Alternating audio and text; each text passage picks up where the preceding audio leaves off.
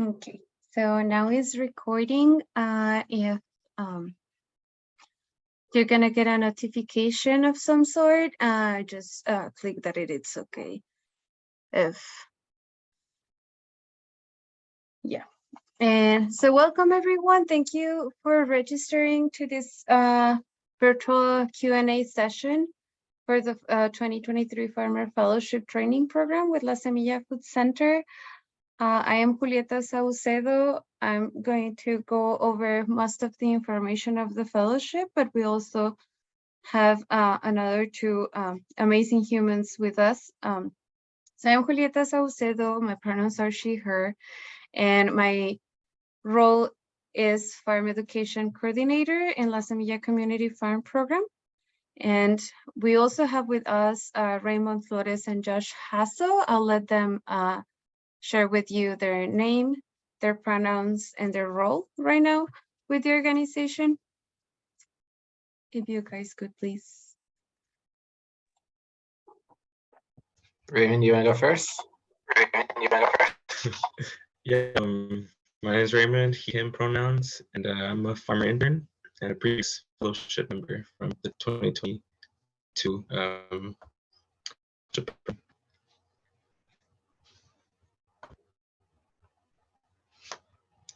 Your turn. Hi, everyone. Thanks for coming. My name is Josh Jasso. I'm the farm manager at La Semilla.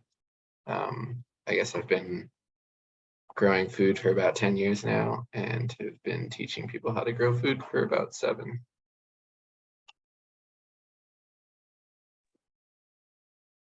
Thank you. So let's go ahead and start.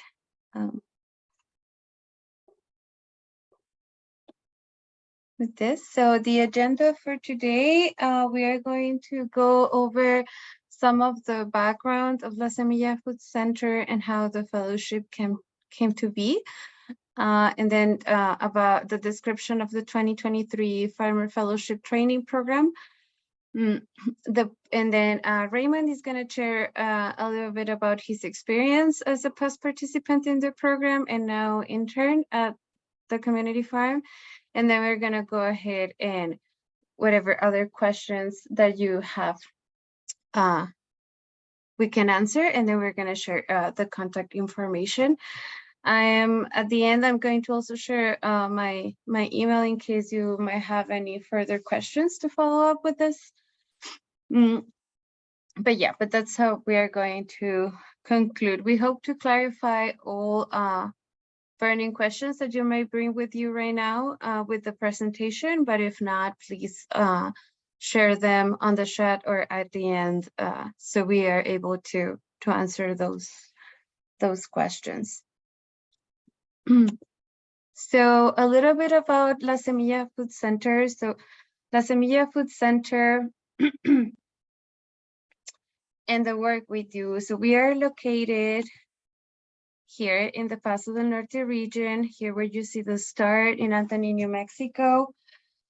And I'm going to name a few things that are important about the region where we are.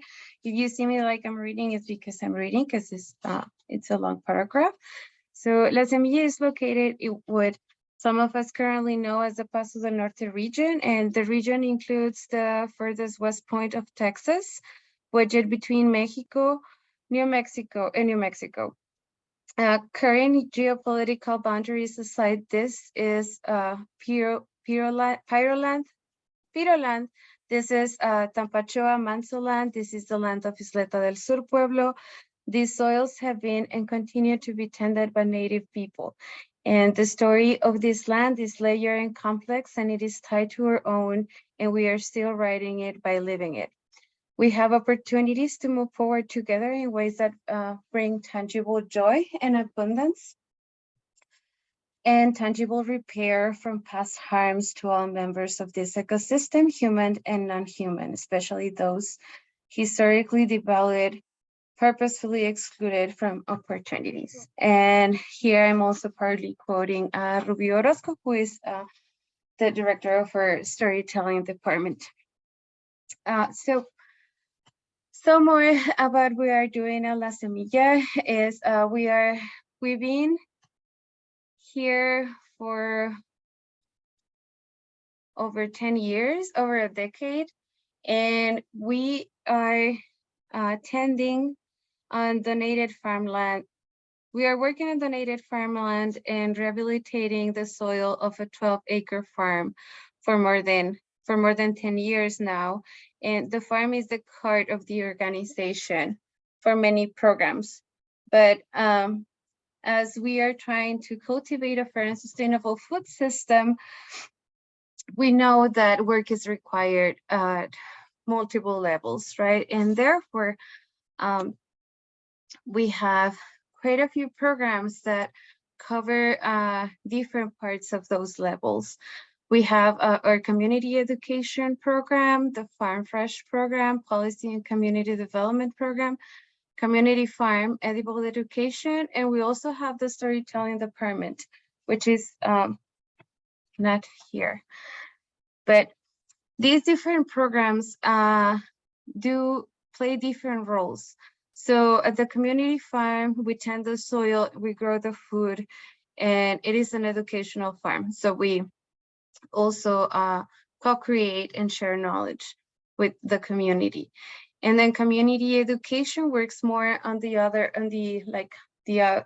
outside of the organization and of the organization grounds with community centers, community housing projects, and community gardens, and different parts of different organizations of our community. Farm Fresh is the main role is to develop markets for small scale farmers, and policy and community development is the program that is more involved in the policy, like on influencing policy making that is equitable and fair for everyone in the food system.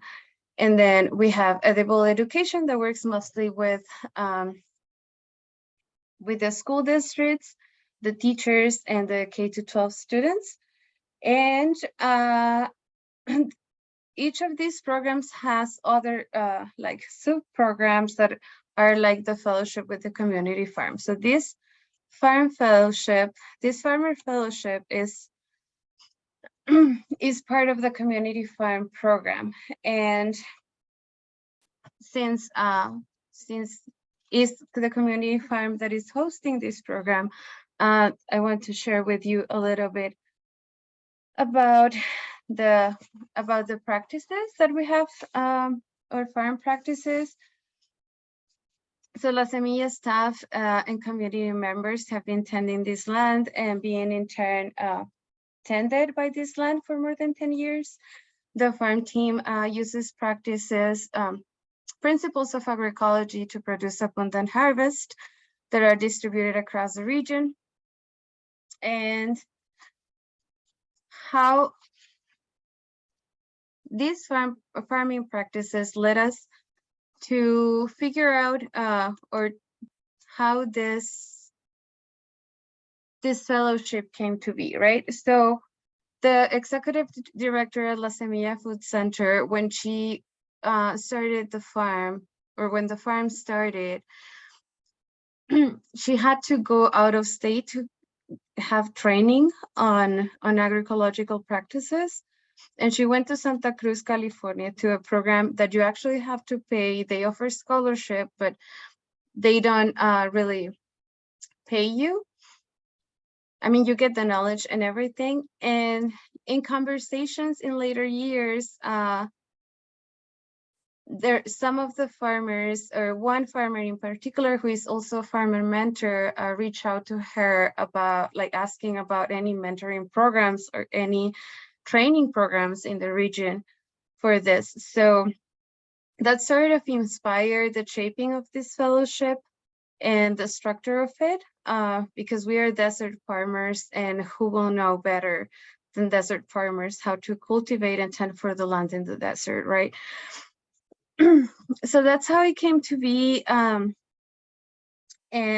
also all this work was possible with all the amazing femmes and people, like different peoples and participants of the organization that also contributed with ideas on sharing their vision and sharing their vision of how the food system will look in the future, how we want to, what do we see as an equitable food system. And so we have the title of the program is Training Agroecological Farmers for a Hotter, Drier Future in the Chihuahuan Desert. And it is based on the agroecological principles. We follow agroecological practices, although a lot of the programming is revolves around the FAO agroecological principles. We also pull from other resources and sources that are more community-based to inform the programming of it. So what is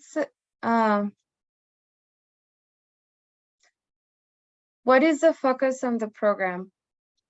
So it's the focus of the program is production, and then how we see farming as an agent of change. And there are different things that the program covers.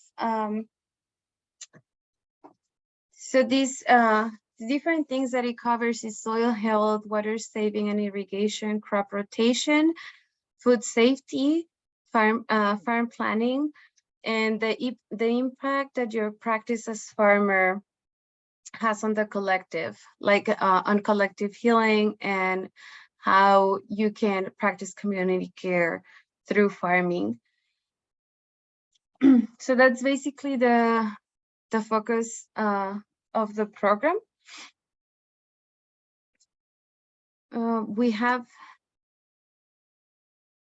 We have different ways on how we accomplish those goals, and the main thing is the format of it. So the format of the program, it is a cohort system. Here you will see two pictures that are two group pictures. The one at the bottom is the 2021 cohort, which was our inaugural cohort. It was the first time we launched the fellowship.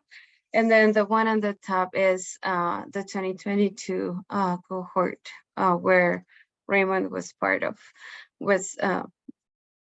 Raymond was part of this cohort. And we have in past years, we tried to have a small group at La Semilla Community Farm, and then place the rest of the cohort at different host sites in pairs. So these sites are going to be mentor sites that are with partner farmers that been here in, like, working here either in urban farms or rural farms for a while now, but they are not, some of them are not, don't have more than 10 years working, but they have a relationship with La Semilla, and we already know how they are tending for the land, and we already know, like, their methods for teaching and or their mentoring style. So we already trust them, and we already know that that the fellows are going to be in safe spaces for learning their farm practice. As currently we have another two mentors that are for sure going to be part of the mentors for this cohort, and that is Plenty for the People, or if that doesn't sound familiar, you might know it as One Grove Community, which is in downtown El Paso. And then we have another mentor site, which is the Colores Foods, the Colores Farms and Foods, and they are located in Veneta, New Mexico, and also in Las Cruces. So they have different plots. And the other ones will be announced as we go through the starting point. And there will be, there is weekly instruction. So I will show you like part of what you see in the application and the description, but it is, the instruction is going to be weekly, is going to be 5 hours a week for instruction, but 20, so it's going to be a total of 25 hours commitment. 20 hours are going to be at the mentor side, working and learning with your mentors, and then 5 hours are going to be on Fridays with instruction. And that instruction is split up in different things. We are going to have guest speakers, site visits to farms, or field trips out of town. We had 2 field trips out of town last year. And it will depend mostly on funding, like if we do a long field trip or just one, or how it works, but we have the intention of keeping those.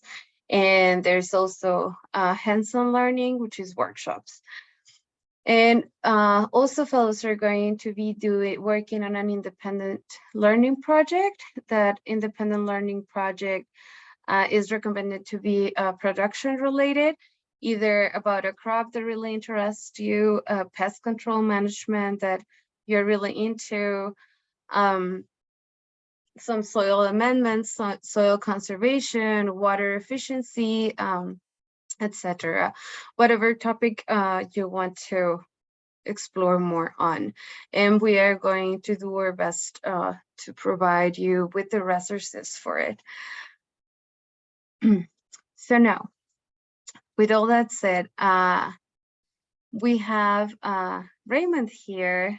So he's going to share some of his what his experience was on the last year. So Raymond.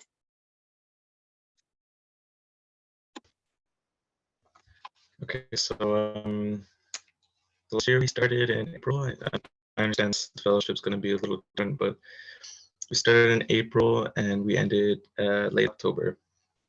And I had a great time.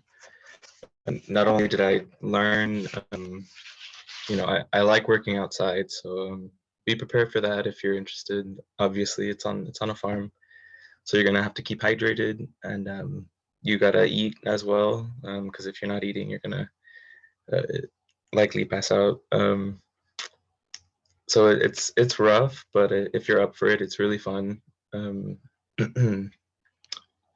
You should also have some clothes. I have like button ups I'll wear, and a good pair of boots as well. But it was the cohort was everything I needed that I didn't get from NMSU. I got a degree in horticulture from NMSU, but I didn't have actual growing experience. But I did get that this last summer, so now I kind of feel like I rounded out my education with this program.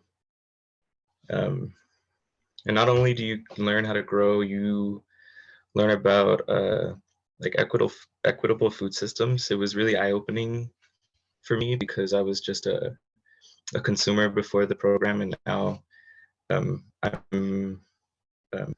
looking to be a grower in the future, a producer. So it really changes your perspective going through the program.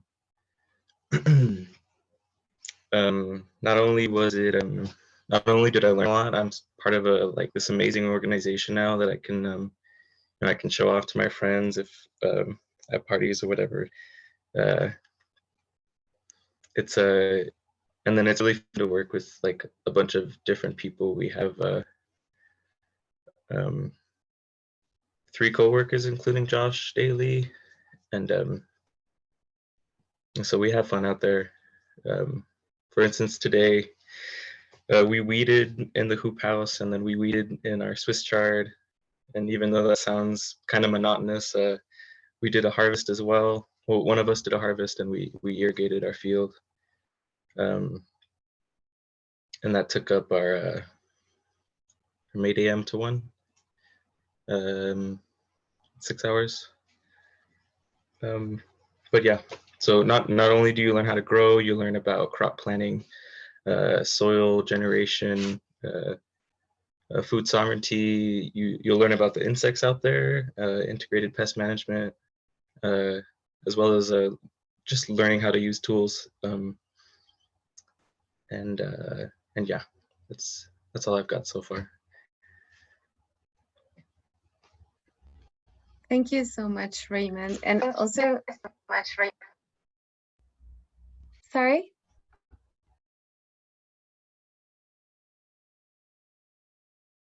No? Okay, I think it was my echo. So thank you, Raymond, for sharing that. Also, everyone, if you have any questions specifically for Raymond, you can share them during the questions time or in the chat. And just because COVID's still a reality, we have a few COVID-19 protocols. So if we are in large groups, we are still masking up, and also for indoors. And we are also required for you to participate in the program to provide proof of vaccination. So we have those policies in place. You will find more details on that in the application. But we do have COVID-19 protocols, and SAFE as we see it as part of our way to provide community care. And some details on the timeline. So we will have the next important dates are January 18th, January 23rd, February 24th, and March 28th. What happens in January 18th? So in January 18th, we have is the deadline. If you already submitted an application, you can still edit your application. You can still change it and like change some of your answers if you want to, as long as you do it before the deadline. So you can edit your application as long as you do it before the deadline. So on January 18th at 9 a.m., I'm going to close the application. And if you, whatever answer you have there, that's the answer that we're gonna read. But you have the whole, all this time to edit if you see the need for it. And then on January 23rd, we are going to start scheduling interviews. So we're going to start sending emails for virtual interviews. So just if you submit an application, not necessarily you're going to receive an invitation for a virtual interview. Hopefully you do. But yeah, so we're going to start sending invitations and scheduling them to have the virtual interviews. And then after the virtual interviews, we do another check-in as the evaluation team, and we start scheduling on-site interviews. And this second round of interviews happens on the mentor sites. So according to how the virtual interview goes, we go like, okay, so this person is interested in these practices. We have this site that is the one that is adequate for this interests. But we also have this site that could benefit from having this fellow place there. So we do this back and forward and try to place fellows in and try to make like this matching. So we do on-site interviews at mentor sites. Most likely, if we reach out for on-site interviews, is very likely that you're going to have an on-site interview in more than one place. And then by February 24th, which is also my son's birthday, not that you need to know, but we will make the final selection. So after February 24th, so before, don't expect any decision or before January 24th. And if it is not until February 24th. And if it's not February 24th and we haven't reached out to you,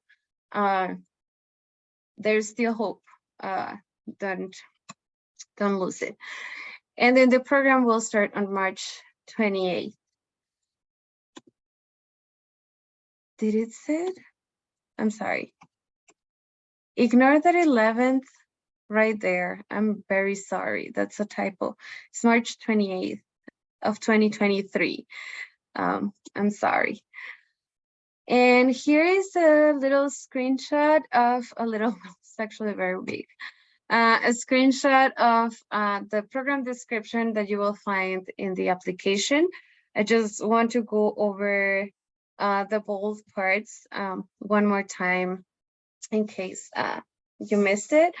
So the fellows commit to 25 hours per week for a duration of 4 months, and fellows will receive an hourly pay rate of $15 per hour.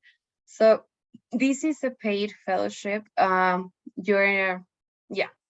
this is a paid program, and you're going to be considered temporary employees during the time of the fellowship. And you're also going to have paid time off, and you're going to qualify for workers' compensation if you end up doing this program. And then selected applicants should be available to start on March 28th of 2023. And the fellowship will run from March 28th through July 28th. And just a little bit further down, you're gonna see that the fellows must be available to commit to 20 hours per week at their mentor sites and 5 hours a week for weekly instruction for agroecology as practice and movement.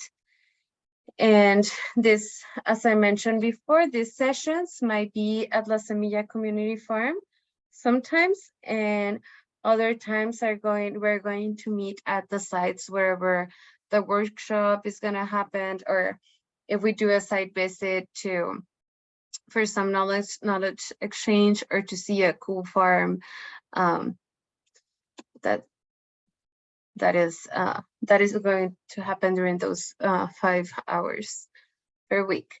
There are two things that I want to make sure that you notice in the application. So this is the description of section 3, and the reason why I'm putting it here is just to let you know that what we're looking for here in this section is complete paragraphs. Like, it's okay to be brief, but these questions are going to give us a lot of information about your interests. And yeah, so just make sure that you review your answers for those questions. And then here, yeah, that they're not like just like a simple sentence or something like that. And then this one, the one at the bottom, that one is in section 4. And the question is please share which characteristics you would like to find in a farmer mentor, and if there is a particular agricultural practice you would like to gain expertise in. So if you notice, we're asking 2 things in this question. We're asking to know how you would like the mentor to be, but we also want to know what is it that you want to learn the most. So that's a hint for that question. So in this on this slide, Josh, is there anything, any recommendations you have for them when they're filling up the application? I think your particular areas of interest would be useful in the farmer mentor question, because we're really trying to like figure out where you could get placed where it would be most beneficial. Like, I would say that all of our farmer mentors are like patient and knowledgeable. So like, it's not as necessary to put that in your answer as what you would like to learn.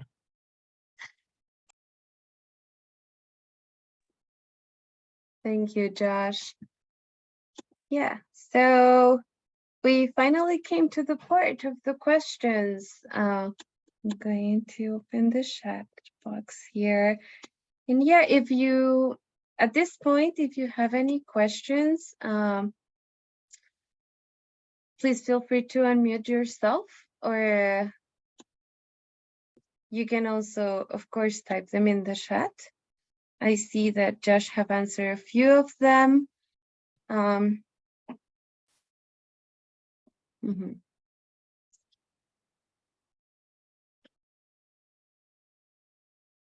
Jess, if any of you wants to make a question, you can go ahead and unmute yourself.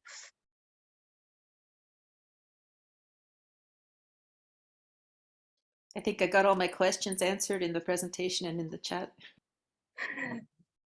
That's amazing. Thank you, Josh, for the great job on that.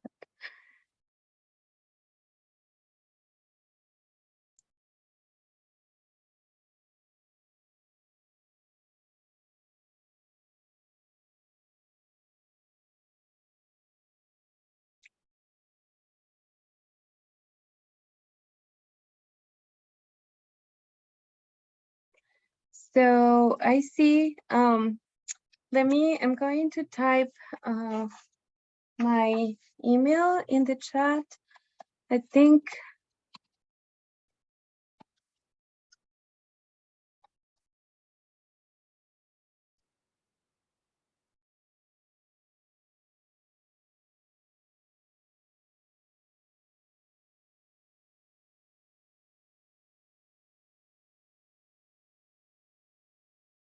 okay, so